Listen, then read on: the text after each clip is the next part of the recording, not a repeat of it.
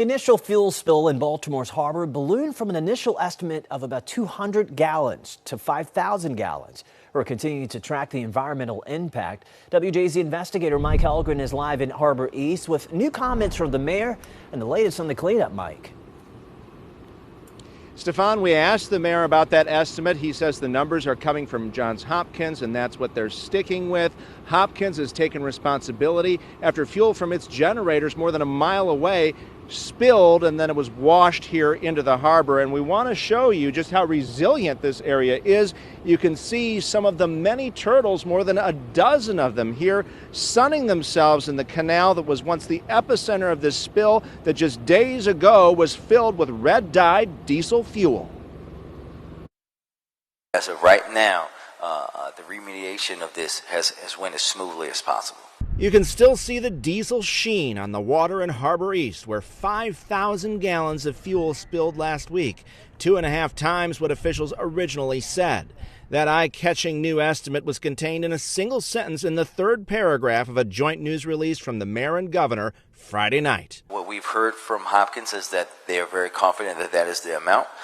We obviously, as the city, cannot be the folks. We're not going to take the responsibility for saying exactly how much because we didn't spill it. The ballooning amount of fuel that made its way into the harbor came as a shock to some here. How could they have not known that in the first place? So if the truck had a certain amount of capacity and there's supposed to be a certain reservoir that's supposed to capture that, how could they not know what had gotten into the water based off the capacity of the truck?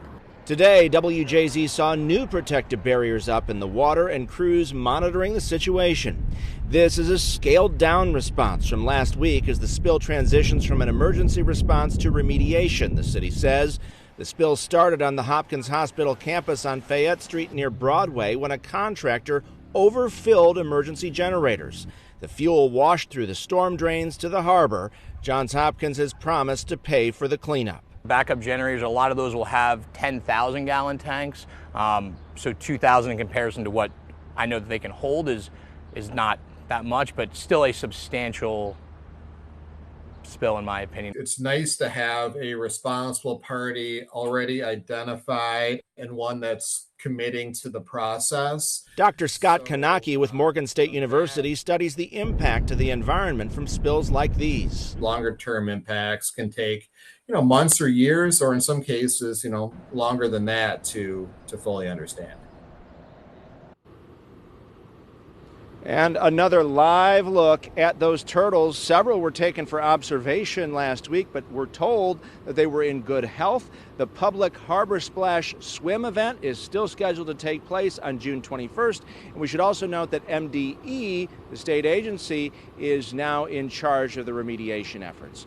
We are live in your corner in Harbor East. Mike Helgren, WJZ. All right, Mike, thank you. Well,